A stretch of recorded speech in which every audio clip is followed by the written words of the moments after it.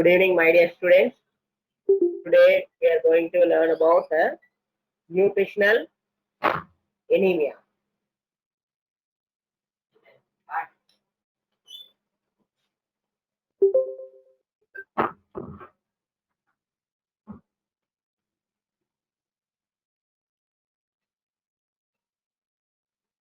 What is anemia? Anemia is nothing but it's a condition where the hemoglobin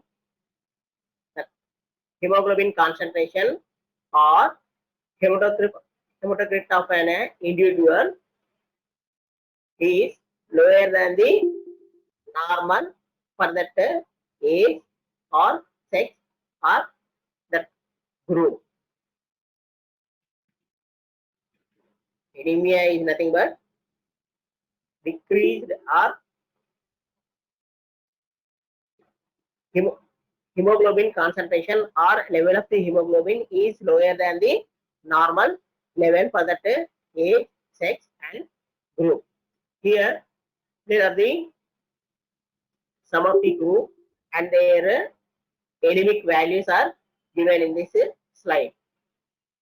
If you observe, if the 0.5 to 5 years of the child, if the hemoglobin is less than 11, it is considered as a anemia in that particular group. Not commonly we are implementing that all less than 11 gram of hemoglobin is considered as a anemia. No, 11 gram in 6 months to 5 years child is considered as a anemia. But when come to 6 to 14 years of the child, it is less than 12 gram per deciliter. In non-pregnant women, it is 12 gram per deciliter. If the hemoglobin is less than 12 gram per deciliter, and it will be considered as a anemia. Why so delayed?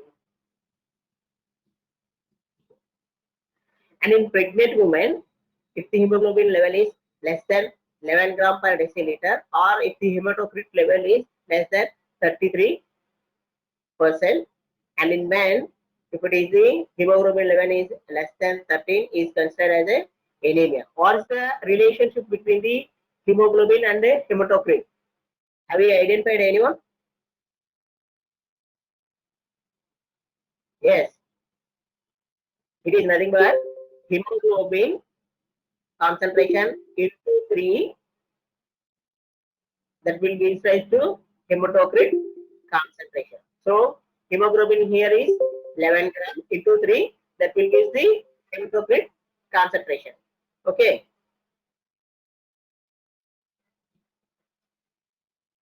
And coming to the prevalence of the anemia, more than 40% of the world population have been suffering from anemia, both in the developing countries and the developed countries also. If you carefully observe this slide, in who anemia is more prevalent? In preschool, it is 42% in the developing nations and 17% in the developed nations.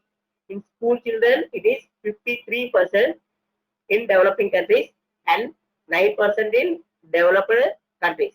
Pregnant women, 56% in developing countries and 18% in developed countries. In men, 33% of the developing nations are suffering from anemia. In developed countries, it is 5%. So, total among school-going children and pregnant women are more vulnerable group to develop anemia. Why?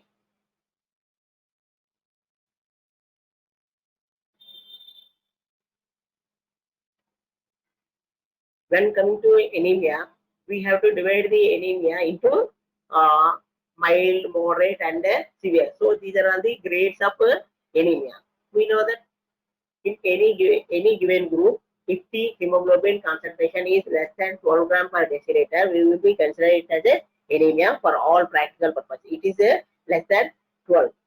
But if the hemoglobin is in between 10 to 10.9, it will be considered as a mild anemia. In mild anemia, we may not get any symptom. And coming to the moderate, then the hemoglobin level is 7 to 9.9 gram per deciliter, and we will be consider it as a moderate anemia. And if the anemia is so severe, or if it is less than 7 gram per deciliter, and we will be consider this case as a severe anemia. So here the prevalence of the anemia mild is 26.3%, and in moderate anemia is 40.2%, and severe anemia is 2.9%. So total prevalence of the anemia on an average it is 69.4%. Okay, this data is extracted from the National Family Health Survey 2005 and 2006.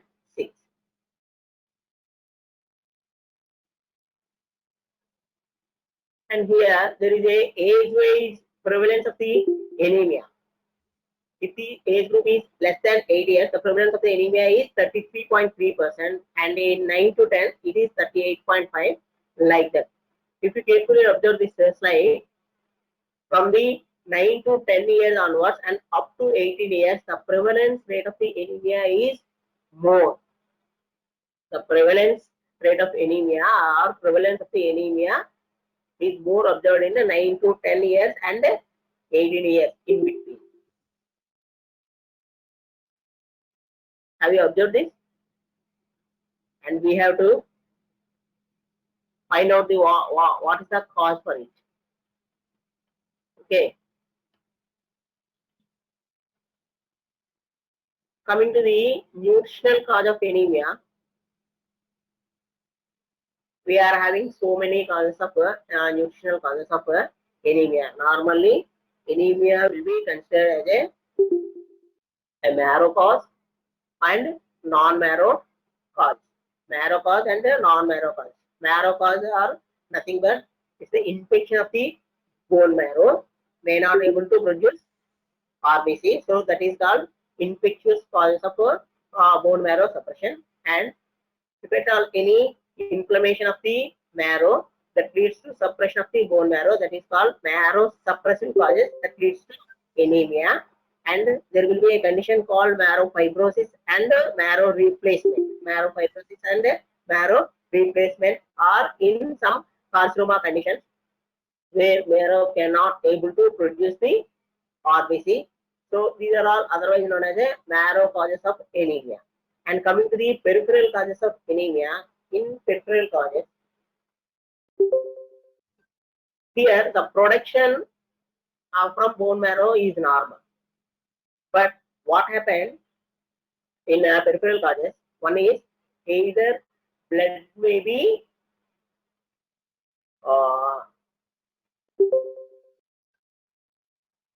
lost through the hemorrhage.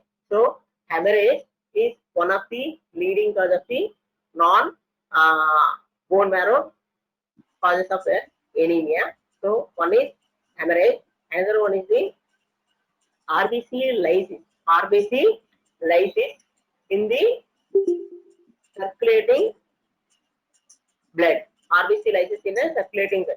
Here we are having two type of anemia. One is intravascular hemolysis and another one is the extravascular hemolysis. Intravascular hemolysis is nothing but RBC is destroyed within the blood vessel. So that is called intravascular hemolysis, or otherwise known as a autoimmune hemolytic anemia. Autoimmune hemolytic anemia. And coming to the extravascular hemolysis, extravascular hemolysis is nothing but RBC gets destroyed, or RBC was get destroyed in the spleen. So spleen is considered as an extravascular causes of extravascular thing to destroy the RBC. So here we are having an intravascular hemolysis and extravascular hemolysis. Splenic destruction of RBC is considered as a, is it intravascular or extravascular? Yes, that is extravascular hemolysis. Extravascular hemolysis. And coming to the And there are some conditions where this spleen may be overactive. The spleen may be overactive. So that is otherwise known as a hypersplenism. Hypersplenism, otherwise known as a Bunty syndrome. Bunty syndrome. In Bunty syndrome, what will happen? If the child or if any individual who resides in the endemic area of the malaria, endemic area of the and if the RBC contains the malarial parasites, that the spleen is automatically they will caught the infected RBC and get destroyed. So the process will be continuing in the endemic area of the malaria, and the spleen is also continuing that process for age old together. That leads to chronic destruction of the RBC in the spleen because of the overaction of the spleen. That is nothing but hypersplenism. Hypersplenism. So these are all the normal causes of anemia, and we know to form hemoglobin, RBC, heme and globin. Heme contains iron and B12 and folate for the synthesis of the incorporation of this purine and pyrimidine or nucleus of the RBC. Okay. The core structure of the hemoglobin is through the iron. There are 4 heme molecules will be operated, and through the B12 also. Okay. So here, whenever the child is not able to take iron and B12 or folate, they may invariably prone to develop a nutritional type of anemia. So here there is, what are the common causes of iron deficiency? The first one is inadequate intake of the iron. The second one is the reduced bioavailability of the dietary iron and decreased absorption of the iron from the intestine and increased need for the iron. Then there will be an erratic iron absorption and chronic blood loss due to one infestation, that is a pinworm or roundworm infestation of a child, and non-specific causes, that is nothing but a chronic infection that leads to decreased absorption of the iron. Okay.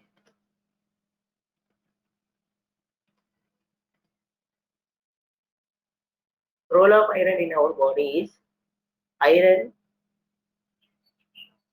In total hemoglobin, 70% of the iron will be there, and in myoglobin and other enzymes also there is a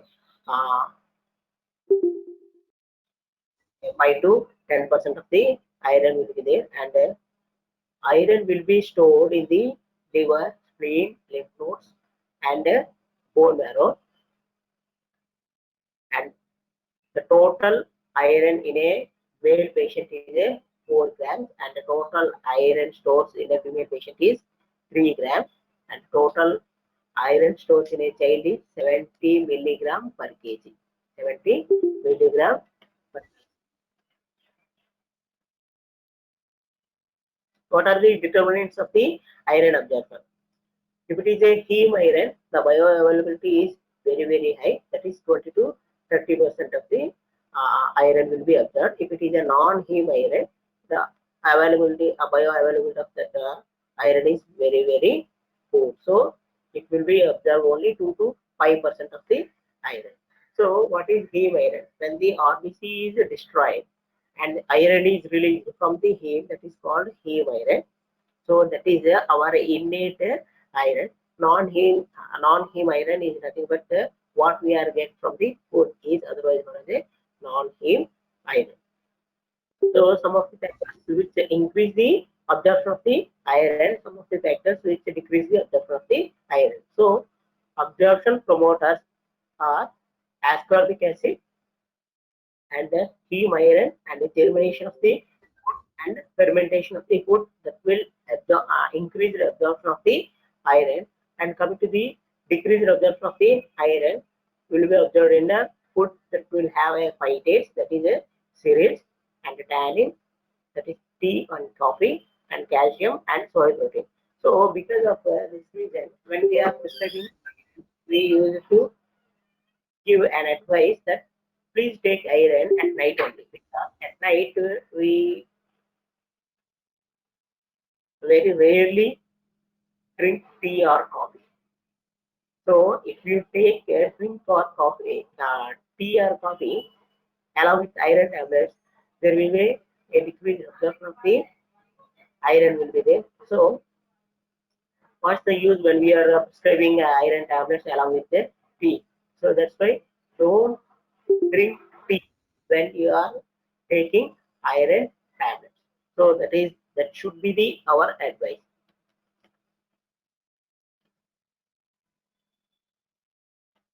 So what are the risk factors in infancy to get iron deficiency anemia? Because in feto-maternal circulation, what will be happen? The elements like iron, calcium, phosphorus. So these are all the minerals will be transmitted from the mother to the fetus through the placenta in the last trimester only. In the last trimester only. So whenever there is a excessive iron is there, the iron will be stored in the form of hemosiderin, and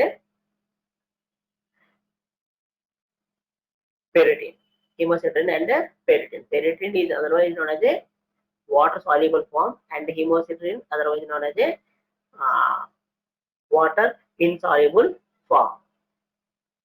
So the storage will be there in the in form of hemosiderin and ferritin, and some sort of the iron will be circulated through the throughout the circulation in the form of transferrin, transferrin, and remaining of the iron will be there in the hemoglobin. So that's why 70% of the hemoglobin will be circulated here. 70% of the iron will be circulated in the form of hemoglobin only. So only 30% of the iron will be circulated as a transferrin or stored in the form of ferritin or hemosiderin form. So most of the time, hemosiderin and ferritin will be there in the liver, spleen, and the lymph node and bone marrow. Okay. So if the infant is on mother feeds that is otherwise known as a exclusive breastfeeding.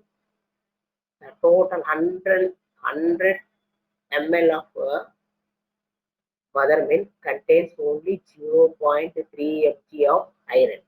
But what is the normal requirement of the iron is 1 to 3 mg per kg body weight.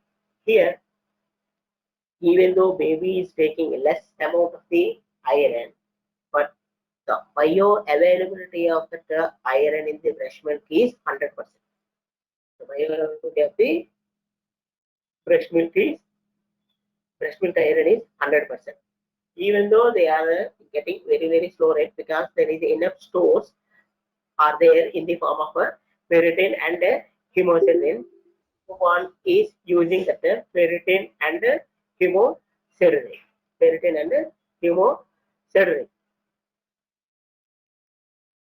Over the period of time, the total ferritin and hemosiderin stores will be vanished or exhaust. Whenever they exhausted, and we have to take iron from our food source. So after the 6 months of the period, to support the growth, we have to a weaning food preparation.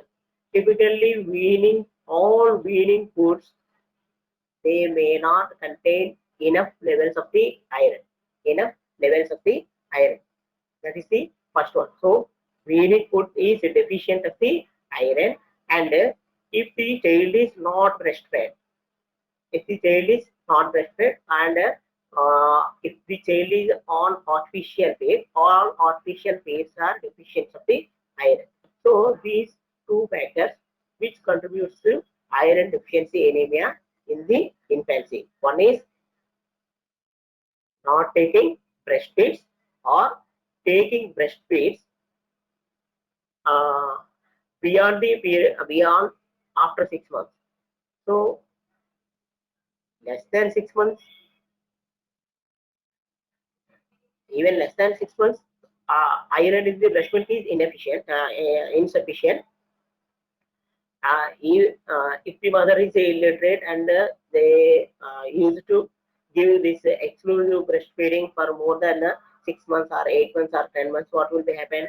There is a still iron deficiency will be there. So breastfeeding beyond 6 months without complementary feed, this is a risk factor to develop iron deficiency anemia. Iron deficiency anemia. So these are all the causes of iron deficiency anemia in the infancy period. And adverse effects of iron deficiency even before development of the anemia. See,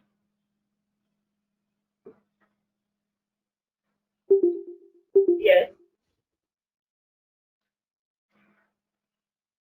impairment in mental and motor development and poor concentration, attention, distractibility is the first and foremost clinical features that are developed in a iron deficiency anemia chain, not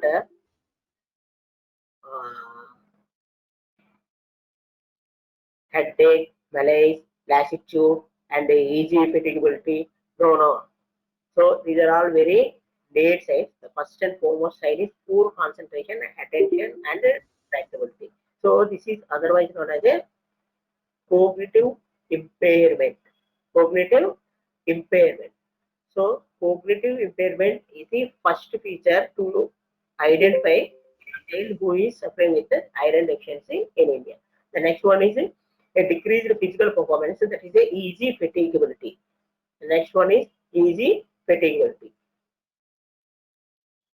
And there is a decreased physical activity that affects the learning and limited explorative activities.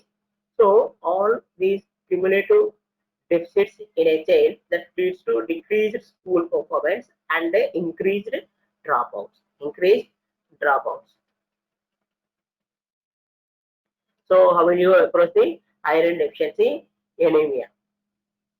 So what are the clinical features of iron deficiency anemia? The first is poor cognitive impairment. Cognitive impairments. The next one is the easy fatigability. Then headache, nausea, vomiting, appetite, loss of appetite. Then palpitations.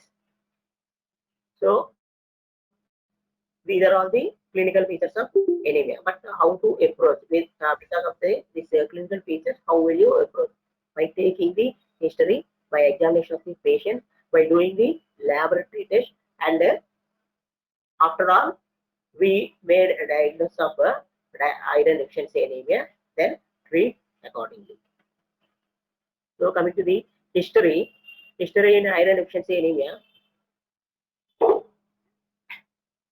the first and foremost history, we have to take the age of the child. If the child age is less than 6 months, and ask about the exclusive breastfeeding.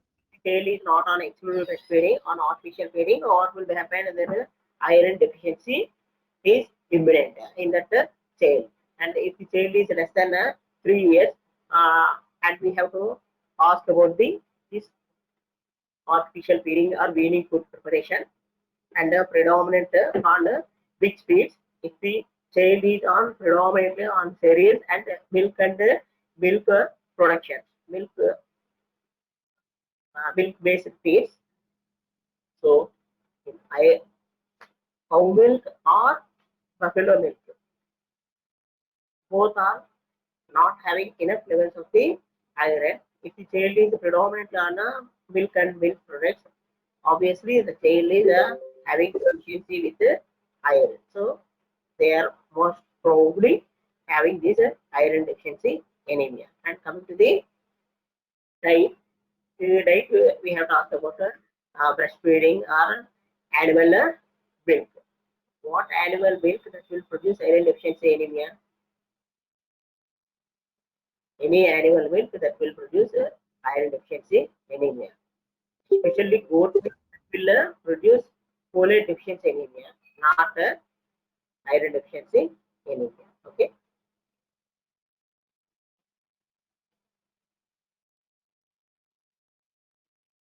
History: if the child is more than 3 years and running and walking in and around the environment, and if he have been observed for pica. What is pica? Eating non-nutritive things. Eating non-nutritive things. And craving for mud, that is known as a geophagia. And eating chalk, that is otherwise known as a phagophagia. Or eating some laundry starch or cardboard, etc. These are all features of pica. So whenever a child is having features of pica, we may expect iron deficiency anemia in that chain, because most of the pica material, they may have a helminths in that material, and because of the helminths in that material, when they swallow, they may infest in our intestine and leads to iron deficiency anemia. So that is the first part, and the second part is iron deficiency itself, that leads to a behavioral problem which leads to taking a pica. So this is a vicious circle. Iron deficiency that leads to behavioral problem, and he is developing a habit of pica. This pica will generate the helminthic infection. That helminthic infection again, that will increase the pica. So both are vicious circle. And coming to the infestation of the intestine with the hookworm or roundworm or giardia, they may increase the iron deficiency. And the symptoms of irritability, fatigue, shortness of breath, lassitude, weakness, these are all observed in a very late stage, not in early stage. Because in iron deficiency anemia, what will be happen? There is a gradual loss of the iron. So whenever there is a gradual loss of the iron, what will be happening? There is a gradual decreasing of the hemoglobin. So whenever there is a gradual decreasing of the hemoglobin, our body uses it to accommodate for that low level of the hemoglobin, and we may accommodate for that 3 or 2 gram of the hemoglobin. So that's why a congestive cardiac failure may not occur in a iron deficiency anemia, even though anemia is 2 or 3 gram of deciliter. But a congestive cardiac failure may be observed in a anemia of acute origin, that is a hemorrhage or hematemesis or or accidental hemorrhage. So in that accidental hemorrhage or velina, what will be happen at the stages of 7 gram or 8 gram of hemoglobin, they may develop this congestive cardiac failure or features of shock. So that may not be seen in the iron deficiency anemia because of the chronic acclimatization to the low level of the hemoglobin. And what are all the examination findings in iron deficiency anemia? Whenever we are seeing the patient of iron deficiency anemia, and we have to see this palpable conjunctiva. The pala observed in a palpable conjunctiva, and puffiness of the face and edema of the feet, and on auscultation there may be a hemic murmur. Coming to the tongue findings in anemia, there may be a pale ball and a shiny tongue with the loss of taste buds. Loss of taste buds observed in a iron deficiency anemia tongue. And when coming to the mouth, there is a angular stomatitis. Coming to the nail finding in iron deficiency anemia is, it's a platinitia. There is a flat nails or coelonitia, that's a spoon-shaped nails in iron deficiency anemia. And coming to the knuckles, whenever you see the knuckles, there will be a hyperpigmented knuckles, which is a feature of megaloblastic anemia if it is associated with iron deficiency anemia. So otherwise known as, this is a dimorphic anemia. Dimorphic anemia is nothing but anemia of two varieties, that is microcytic hypochromic anemia along macrocytic hypochromic anemia is seen in one child that is known as a hyperpigmented dimorphic anemia. And what is this Plummer-Vinson syndrome or Patterson-Kelly syndrome? It is nothing but a triad of dysphagia due to esophageal web, and Koilonychia with splenomegaly. So these three features is known as a Plummer-Vinson syndrome. One is dysphagia and Koilonychia and splenomegaly. Dysphagia, Koilonychia, splenomegaly is known as a Plummer-Vinson syndrome. Plummer-Vinson syndrome is a feature of dimorphic anemia. And coming to the physical examination.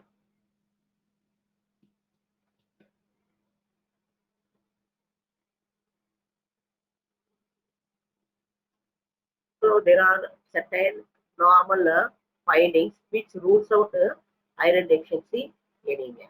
The first and foremost is abnormal phases or hemolytic phases, or otherwise known as a chipmunk phases.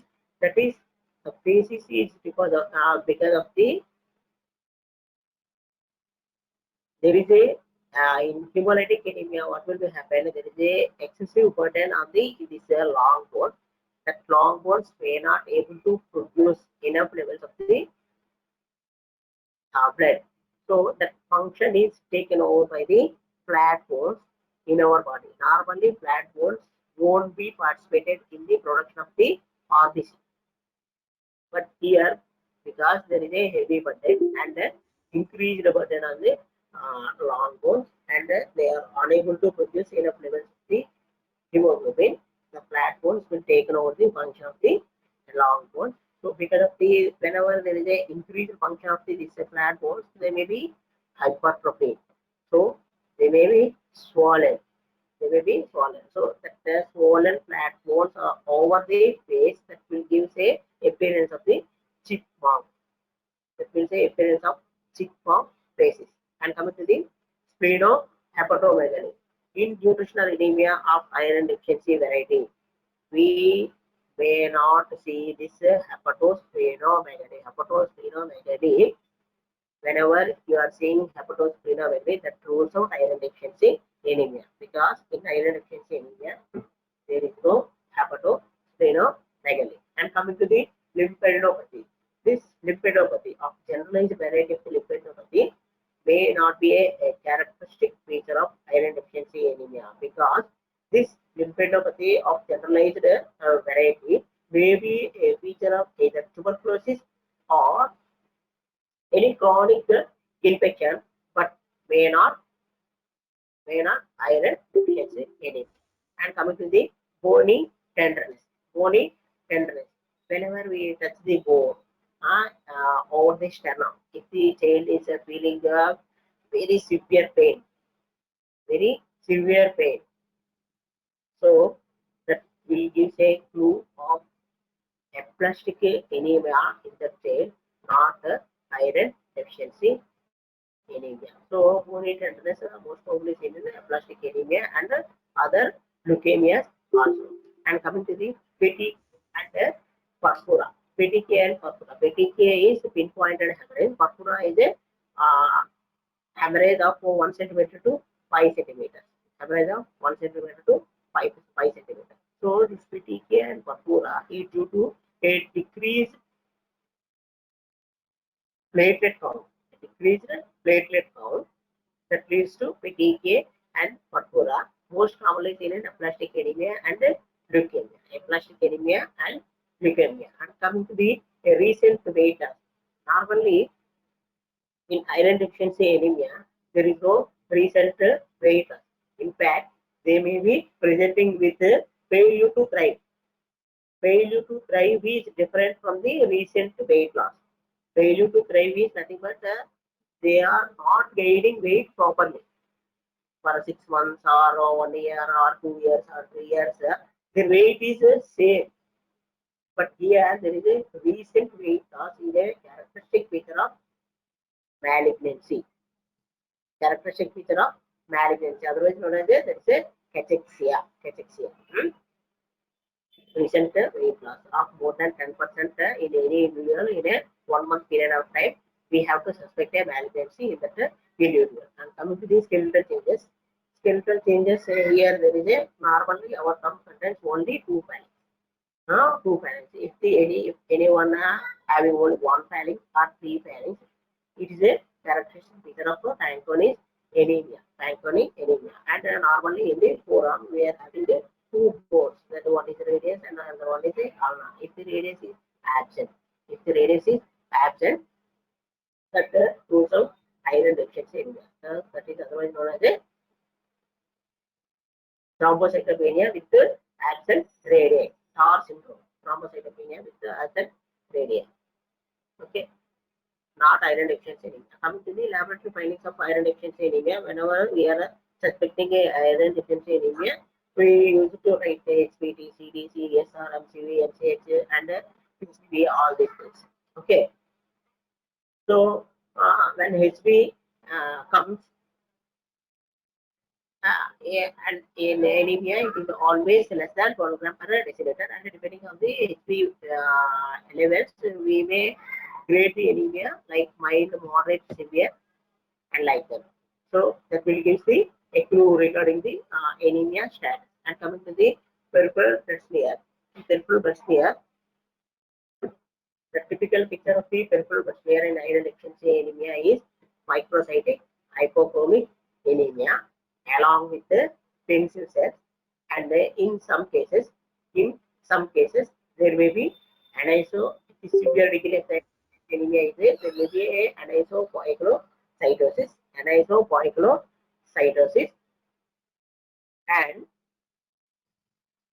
some of the individuals may have this target cell.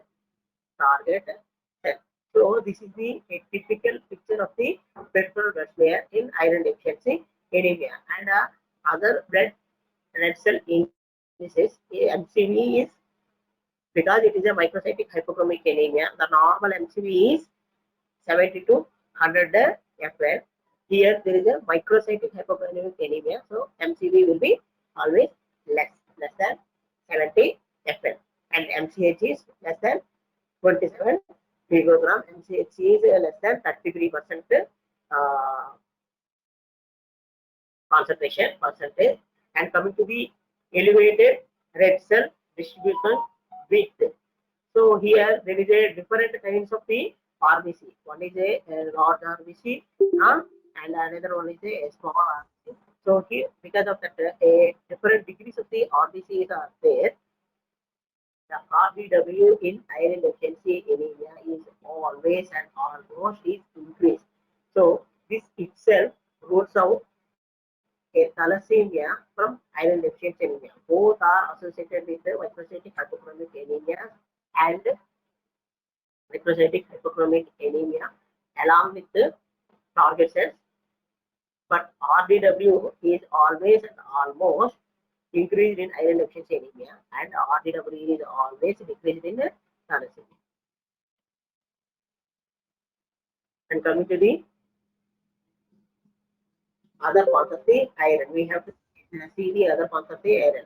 One is the serum ferritin and serum iron, total iron binding capacity and transferrin saturations, and serum transfer and receptors levels, and free erythropoietin protoporphyrin.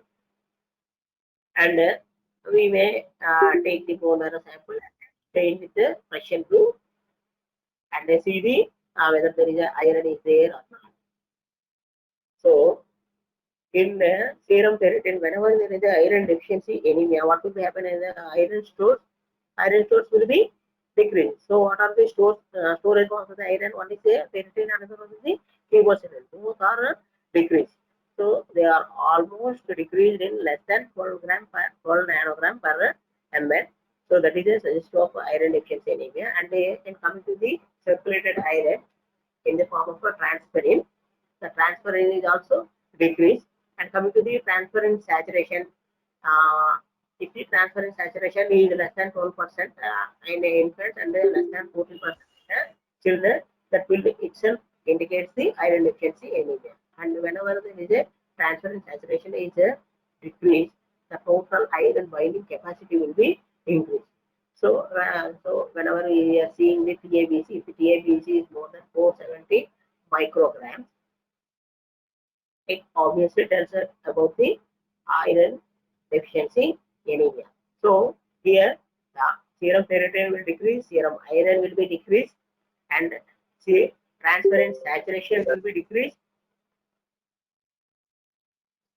Transferrin saturation will be decreased. Only TABC and FPP. TABC and FPP. TABC means total iron binding capacity will be invariably increased, and free erythropoietin protoporphyrin will be increased in iron deficiency anemia. Iron deficiency anemia. So these are all the laboratory findings. And coming to the other indices, and hemoglobin and serum ferritin, hemoglobin will be decreased, serum ferritin will also decrease, MCV will be decreased, and RDW is increased. RDW is increased. And response to iron therapy, whenever we are giving a whenever we are diagnosing iron deficiency anemia and giving iron therapy, what will happen? The reticulocyte count will be increased. Reticulocyte count will be increased, and whenever we are taking iron, our iron will increase the hemoglobin by 0.1 gram per deciliter for every 4 days. Have you observed this? Whenever we are taking iron tablets, our HB will be increased 0.1 gram per every 4 days. And coming to the in the field level, we have to see the conjunctiva and the tongue nails to identify the iron deficiency anemia in any children.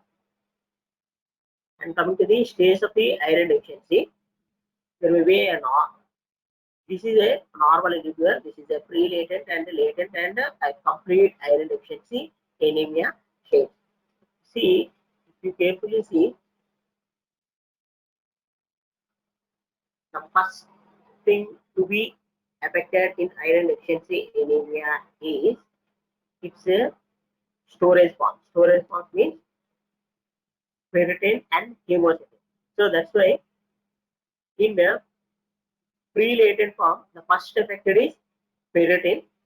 So ferritin levels always decrease less than 20% in a pre-latent form. In latent form, it will be less than 10. In iron deficiency anemia, it is again still further growing. And coming to the transferrin saturation will be maintained for some degree of the iron deficiency anemia. Whenever it is a come into the latent form, its transferrin saturation will be decreased from the 35 to less than 60%. At that point, we may diagnose the iron deficiency anemia. But the earliest laboratory finding at which we can diagnose iron deficiency anemia is total serum ferritin. Total serum ferritin. Okay. And MCV will be normal in a normal phase and pre-latent phase and latent phase also. In a complete iron deficiency anemia only, the MCV will be decreased.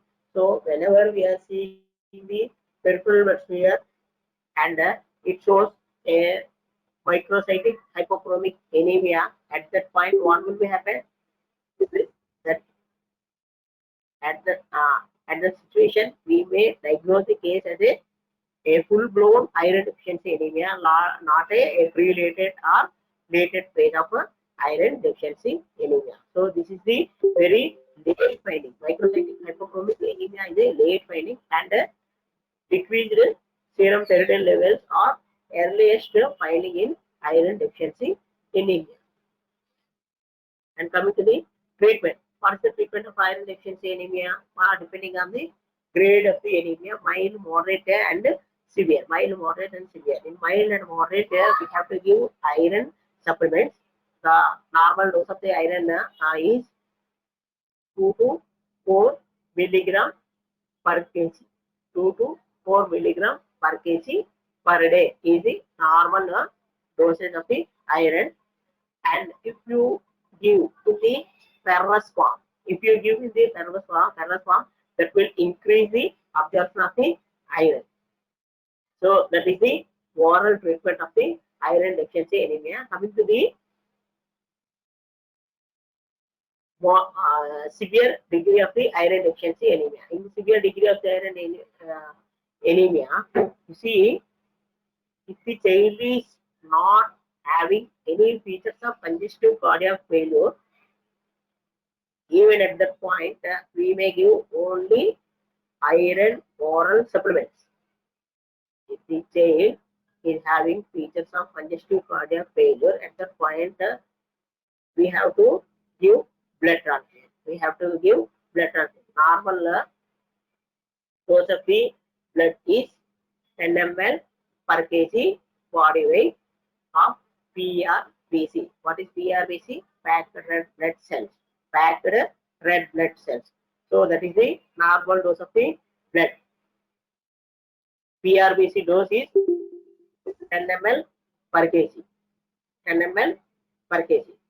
So when we have to give this blood transfusion, if the hemoglobin level is less than 4 gram per deciliter,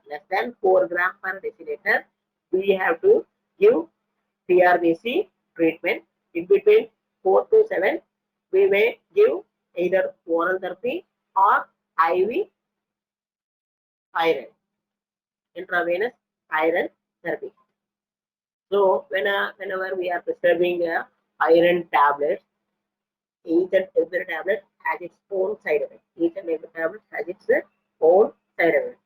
Like that, iron also having its own side effects, like in the form of nausea, vomiting, and pain abdomen, and diarrhea, and some individuals may having a constipation also.